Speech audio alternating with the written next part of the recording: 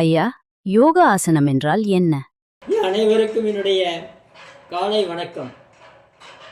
நேற்றைக்கு முத்திரையை பற்றி சொன்னீங்க, இன்னைக்கு ஒரு ஆசனத்தை பற்றி சொல்கிறேன்னு சொல்லியிருக்கீங்க அப்படின்னு கேட்குறீங்க. இன்னைக்கு நம்ம ஆசனம் அப்படின்றத நம்ம பார்க்கலாம், சரிங்களா? ஆசனம்ன்றது வேறு ஒன்றும் இல்லை. உட்காருங்க, உட்காந்து காலை நீட்டி நல்லா வச்சுட்டு நல்லா நிமிர்ந்து உட்காந்துங்க.